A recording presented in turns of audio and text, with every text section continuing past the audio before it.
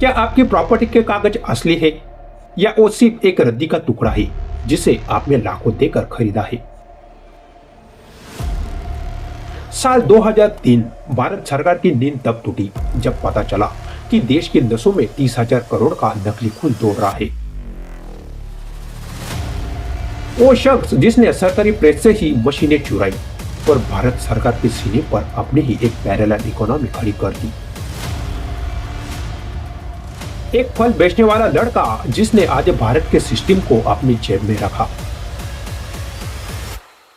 आखिर कैसे हुआ ये महाघोटाला, चलिए जानते हैं आज की इस वीडियो में।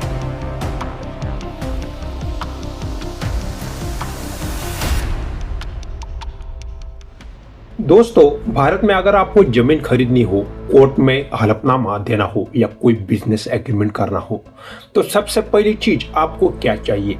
एक मामूली सा दिखने वाला कागज जिसे हम स्टैम्प पेपर कहते हैं। लेकिन क्या आपने कभी सोचा है कि अगर एक कागज ही नकली हो तो? अरे वो भी 1,000 लाख का नहीं बल्कि 30,000 करोड़ रुपए का। आज हम उस आदमी की बात करेंगे जिसने भारत की इकोनॉमी को समांतर अपने एक पैरेलल सरकार चला दी थी।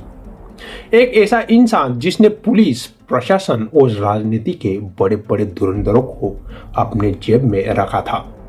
एक कहानी है अब्दुल करीम तेलगी की। एक ऐसा घोटाला जिसने भारतीय न्याय व्यवस्था और लोकतंत्र की जड़ों को हिलाकर रख दिया था। आज के इस वीडियो में हम गहराई से समझेंगे एक फल बेचने वाला लड़का कैसे बना भारत का सबसे बड़ा जालसाज। उसने सरकारी मशीनें कैसी खरीदी और वो कौन सा एक डांस बार का वाकया था जिसने उसकी बादशाह का अंत कर दिया। कहानी शुरू होती है कर्नाटक के बेलगाम जिले के एक छोटे से कस्बे खानापुर से। अब्दुल करीम तेलगी का जन्म एक साधारण परिवार में हुआ था। पिता रेलवे में कर्मचारी थे, लेकिन उनकी मौत के बाद परिवार सड़क पर आ गया था। तेलगी ने ट्रेनों में मूंगफली और फल बेचकर अपनी पढ़ाई पूरी की। वो एक तेज दिमाग का लड़का था, लेकिन उसके सपने उसकी गरीबी से कई बड़े थे। 1980 के दशक में हर भारतीय की तरह तेलगी भी पैसा कमाने के लिए सऊदी अरब चला गया। लेकिन यह आता है सबसे बड़ा ट्विस्ट। सऊदी से लौटने के बाद उसने मुंबई का रुख किया। उसने देखा कि हजारों लोग खाड़ी देशों में नौकरियों के लिए तरस रहे थे। तेलगी ने उनकी मजबूरी को अपना बिजनेस बनाया। उसने फर्जी पासपोर्ट और फर्जी वीजा बनाने का काम शुरू किया। वो पकड़ा गया, जेल गया, लेकिन जेल उसके लिए सजा नहीं बल्कि एक क्राइम यूनिवर्सिटी साबित हुई। जेल में तेलगी की मुलाकात हुई रतन सोनी नाम के एक शख्स से जो शेयर मार्केट के काम से जुड़ा था। सोनी ने तेलगी को बताया कि भारत में स्टैम्प पेपर की कितनी भारी किल्लत है। सिस्टम में एक बहुत बड़ा छेद है। दोस्तों, उस जमाने में स्टैम्प पेपर सिर्फ सरकारी वेंडर्स के पास रहते थे और अक्सर उनकी कमी रहती थी। तेलगी ने गणित लगाया, अगर वो स्टैम्प पेपर की कमी को पूरा कर दे तो पैसा बरसने लगेगा। जेल से बाहर आते ही तेलगी ने अपना असली खेल शुरू किया। उसने सबसे पहले स्टैम्प वेंडिंग लाइसेंस हासिल किया, लेकिन ये तो सिर्फ शुरुआत थी। उसका प्लान सिर्फ स्टैम्प बेचना नहीं था बल्कि उन्हें बनाना भी था। अब यह सबसे बड़ा सवाल आता है, कैसे? कोई आदमी घर बैठे सरकारी स्टैम्प पेपर कैसे छाप सकता है? तेलगी जानता था अगर उसे कामयाबी चाहिए तो उसे इनसाइडर की जरूरत होगी। उसने इंडिया सिक्योरिटी प्रेस जो नासिक में है वहां से कुछ भ्रष्ट अधिकारों से हाथ मिलाया। उसने जो किया वो सुनकर आप दंग रह जाएंगे। उसने नासिक प्रेस से वो पुरानी और कबाड़ी मशीनें खरीदी जिन्हें सरकार ने रिटायर कर दिया था। उसने वो खास डाई और केमिकल्स भी हासिल कर लिए जो असली स्टैम्प पेपर बनाने में इस्तेमाल किया जाते हैं। उसने हजारों ऐसे स्टैम्प पेपर छापे जिनकी कोई एक्सपायरी डेट नहीं थी। तेलगी ने मुंबई के मिंट रोड पर एक ऑफिस खोला जो किसी मल्टीनेशनल कंपनी जैसा दिखता था। उसने 300 से ज्यादा ग्रेजुएट्स को नौकरी पर रखा। उन्हें ट्रेनिंग दी गई कि कैसे इन पेपर्स को मार्केट में खपाना है। उसने 18 राज्यों में अपना नेटवर्क फैलाया। बैंक, इंश्योरेंस कंपनियां, स्टॉक ब्रोकर्स और बड़े बड़े कॉर्पोरेट घराने सबके पास तेलगी के एजेंट पहुंचने लगे।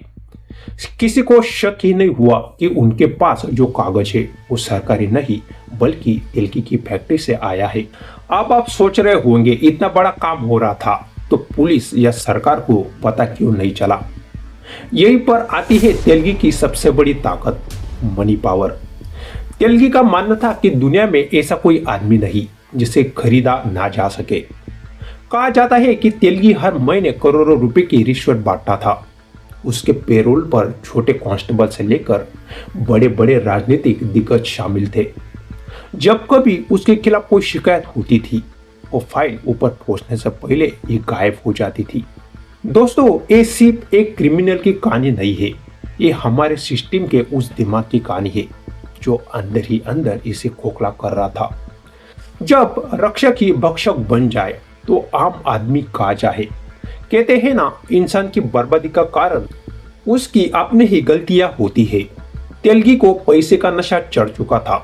साल 2000, मुंबई का topless dance bar. Abdul Karim Telgi वहां पहुंचा। वहां एक मशहूर डांसर थी। उस रात तेलगी ने अपनी सारी मर्यादाएं भूलकर उस डांस बार पर एक ही रात में 93 लाख रुपए लुटा दिए। एक खबर मुंबई पुलिस और अंडरवर्ल्ड के कानों तक पहुंची। एक आदमी जिसकी घोषित आय कुछ भी नहीं है, वो एक रात में 93 लाख कैसे उड़ा सकता है। यही से तेलगी की किस्मत का सूरज ढलना शुरू हुआ। मामला तब गंभीर हुआ जब साल 2001 में बेंगलुरु पुलिस ने 2 लड़कों को पकड़ा जो नकली स्टैम्प पेपर ले जा रहे थे। जब सख्ती से पूछताछ हुई तो तेलगी का नाम सामने आया। उस वक्त के जाबाज पुलिस अधिकारी एसएम मुशर्रफ और एसआईटी के चीफ पुरी ने इस केस की कमान संभाली। उन्होंने देखा कि ये मामला सिर्फ कर्नाटक का नहीं है, ये तो पूरे भारत का है। जांच में पता चला कि तेलगी के पास 36 ऐसी मशीनें थी जो दिन रात नकली पेपर छाप रही थी।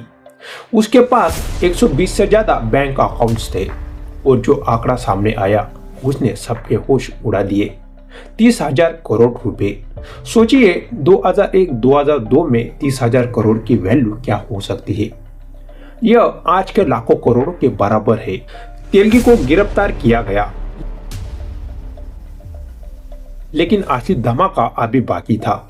जब तेलगी का नार्को टेस्ट हुआ तो उसने उन नामों को उगलना शुरू किया जिन्हें सुनकर पूरी सरकार हिल गई। उसने महाराष्ट्र के कई बड़े गद्दावर नेता और टॉप पुलिस अधिकारियों का नाम लिया, लेकिन यहाँ एक रहस्य आज भी बना हुआ है। उस नार्को टेस्ट की सीडी और रिकॉर्डिंग्स कई जगह कट थे।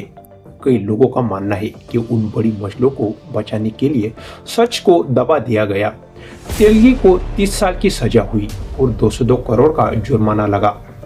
2017 में जेल में रहते हुए अब्दुल करीम तेलगी की मौत हो गई। वो डायबिटीज और मल्टी ऑर्गन फेलियर से जूझ रहा था। उसके मरण के साथ ही कई राज हमेशा के लिए दफन हो गए। लेकिन दोस्तों, क्या तेलगी के मरने के बाद ये सब खत्म हो गया? नहीं। इस घोटाले के बाद भारत सरकार को अपना पूरा स्टैंप सिस्टम बदलना पड़ा। आज जो आप इस स्टैंपिंग देखते हैं वो इसी घोटाले की देन है, ताकि दोबारा कोई तेलगी पैदा ना हो सके। तो क्या सबक मिलता है हमें इस पूरी कहानी से? अब्दुल करीम तेलगी कोई जीनियस नहीं था, वो बस एक ऐसा इंसान था जिसने हमारे सिस्टम की लालच और भ्रष्टाचार को पहचान लिया था। वो जानता था कि इस देश में अगर आप सही आदमी को सही कीमत दे सके तो आप अपनी खुद की टकसाल खोल सकते हैं। हैरानी की बात यह है कि तेलगी के पकड़ने के बाद भी कई सालों तक ये नकली स्टैम्प पेपर मार्केट में चल रहे, क्योंकि ये पहचानना लगभग नामुमकिन था कि असली कौन सा है और नकली कौन सा। आज हम डिजिटल हो गए हैं, लेकिन याद रखिए, घोटालेबाज हमेशा तकनीक से एक कदम आगे रहते हैं और आगे रहने की कोशिश करते हैं। असली जरूरत तकनीक की नहीं बल्कि उस ईमानदारी की है जो तेलगी ने रिश्वत देकर खरीद ली थी। आपका क्या सोचना है? क्या तेलगी के पीछे खड़े उन बड़े नामों को कभी सजा मिल पाई? क्या आपको लगता है कि आज के डिजिटल इंडिया में ऐसा कोई बड़ा घोटाला संभव है? कमेंट्स में आप मेरा जरूर दीजिए। वीडियो अच्छा लगा हो तो शेयर करें। मिलते हैं अगले वीडियो में, तब तक जय हिंद जय भारत।